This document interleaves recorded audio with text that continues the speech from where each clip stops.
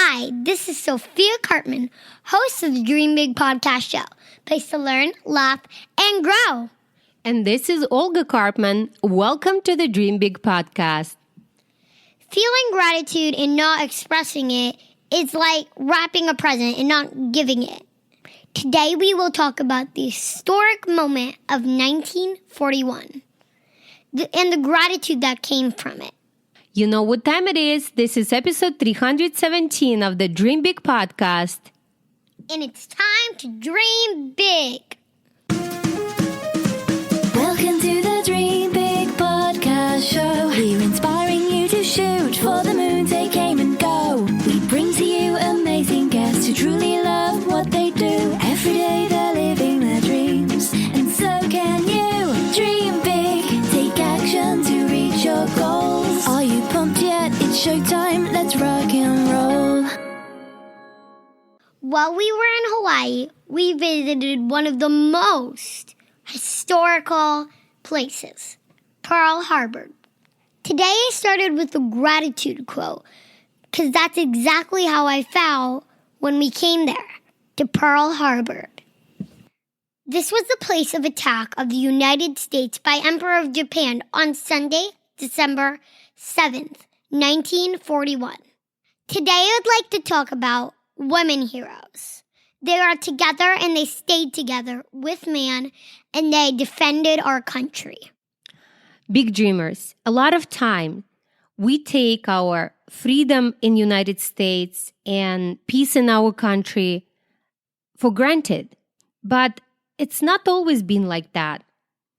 That's why today we want to remember and we want to express our gratitude for men and women who defended our country. Maybe that's why we have what we have here today. The attack on Pearl Harbor started at 7:48 Hawaiian time and ended a little after 9 o'clock Hawaiian time. But during that short period of time, a lot of things happened. The Emperor of Japan attacked Pearl Harbor with the hopes of keeping the United States of America Navy from interfering with its military plans in Southeast Asia by time for them to increase their naval strength and demoralize American civilians. He attacked Pearl Harbor with 350 aircrafts in two separate waves. A third wave was called off for several reasons. The failure to launch a third strike with the aim of destroying American dry dock storage and maintenance facilities allowed the United States to recover quickly from their attack. The Emperor of Japan was able to damage 3 cruisers, 3 destroyers, and 3 other types of ships. He was able to destroy 188 aircrafts and damage an additional 159 aircrafts. And the United States of America was able to shoot down only 29 Japanese aircrafts and damage an additional 75. The day after the attack, United States officially declared war on Emperor of Japan and entered World War II. The attack on Pearl Harbor was considered a war crime since the attack happened without a formal declaration of war between the United States of America and Empire of Japan. In other words, it was a surprise attack. It was a bright and beautiful day. Nobody was expecting it. Marguerite Gambo was one of the women heroes. She helped her flight school get back safely. She fought in the Gambo service. She was teaching a class that morning, and that time she saw smoke. At that moment, she knew those planes were not American and was almost hit by one of the Japanese fighter planes. Gambo reacted quickly, using rarely traveled paths to bring down her craft to safety. Gambo was one of the 2 American pilots that returned safely, making her one of the female heroes of Pearl Harbor. One more female hero was Danyo Willgrube. She was one of many nurses who were awoken by what they thought was a boiler explosion. When Anne saw smoke from the USS Arizona and received word from the chief nurse that they were under attack, she reacted quickly. She was one of several nurses who treated burn victims and wounded patients around the clock, not letting the shaking of the ship, gunfire, and shouts from soldiers or fellow nurses deter her. She cared for over 130 patients. 70% of these were burn victims. And after Pearl Harbor, Anne served in the military for 27 years. She married Commander Willgrube and passed away from Parkinson's disease in 1988. But still, to this day, we honor and we are grateful for the nurses that served that time and serve everywhere in our country and outside of our country.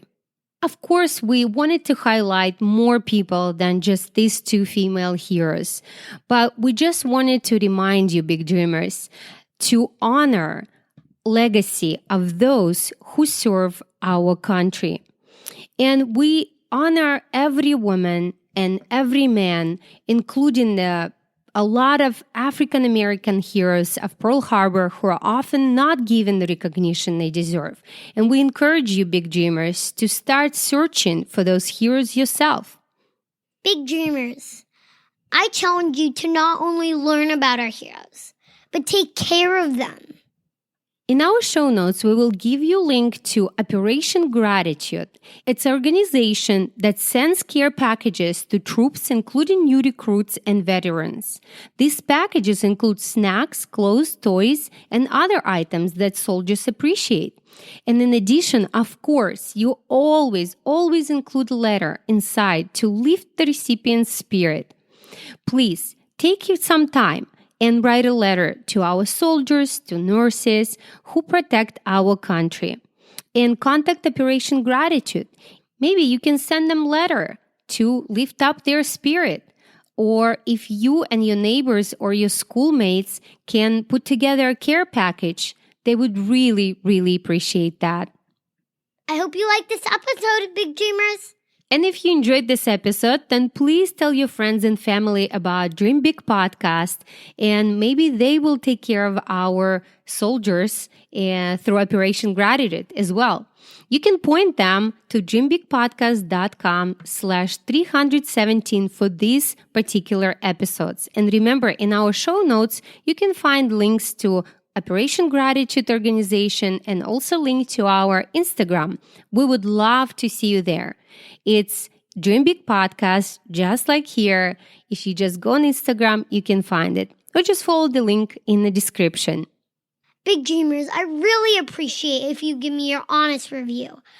I'm new to this, and I just kind of want you guys to give me your honest, and I want to see how I'm doing.